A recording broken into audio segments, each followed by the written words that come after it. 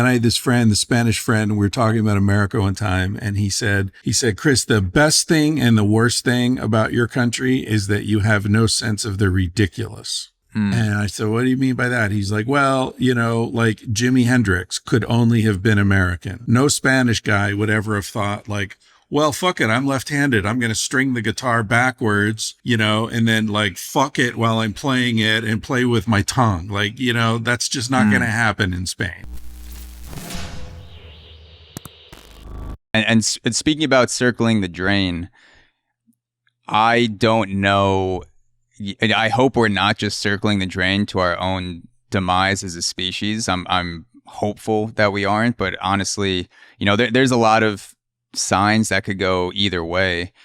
But I wanted to ask you in terms of where we're at today, sexually and relationship wise. So if you look back at what we were just talking about, what you corrected me on with the agricultural revolution being tied to this sort of one-sided monogamy, where males can do whatever they want, the rich males can do whatever they want, and the females still had that subjugated pressure of being like property.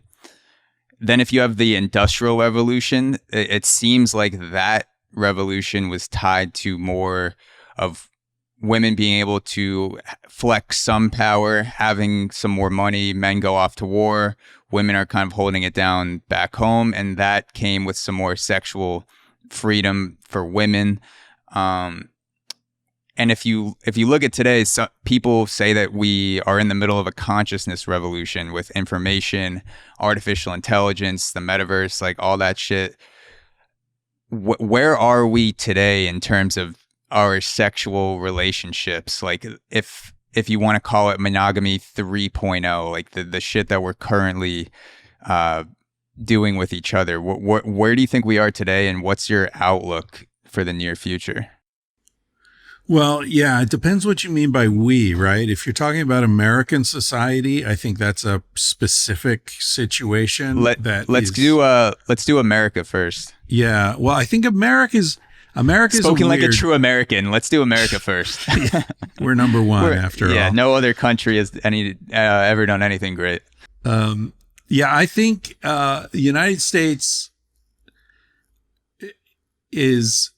it's such a weird country. I have a Spanish friend. I lived in Spain for 20 some years. And so when I look at the US, it's kind of like from Europe in some ways. And I had this friend, the Spanish friend, and we were talking about America one time. And he said, Chris, the best thing and the worst thing about your country is that you have no sense of the ridiculous.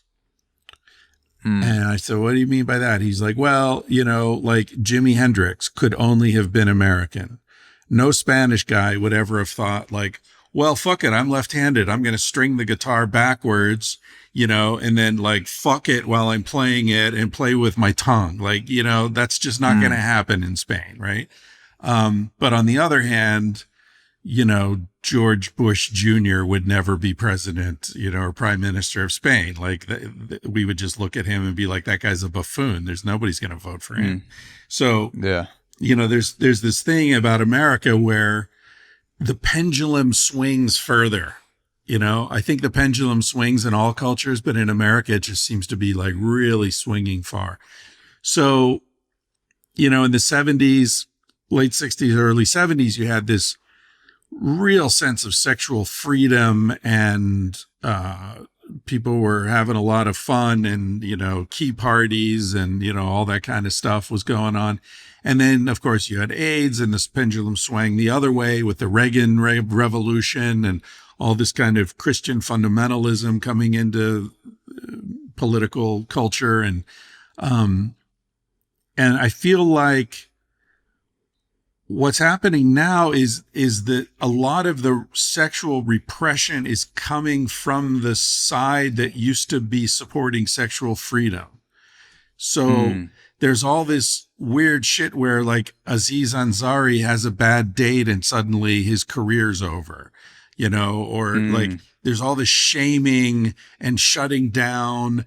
Woody Allen is a monster who's never been convicted of anything. The people who investigated him in both cases in New York and Connecticut, the government who investigated him said, there's nothing here. There's no evidence. We're not even going to bring charges. And yet, all these actors are saying, I'll never work with Woody Allen again. I'm ashamed I've ever worked. Like, what the fuck? Whatever happened to innocent until proven guilty, Yeah. There's this very puritanical witch hunt going on in American society about shutting down, I think, any kind of joyous, free understanding of sexuality that has an adult acknowledgement that sometimes things don't go well. Sometimes you wish you hadn't done that. Sometimes you wish you hadn't fucked that guy or that girl. Sometimes you had too much to drink and you said something stupid. Sometimes professional comedians make jokes that land wrong. Like, it feels like in America, the culture is in this weird frenzy of wanting to blame and be offended. And that's not sexy.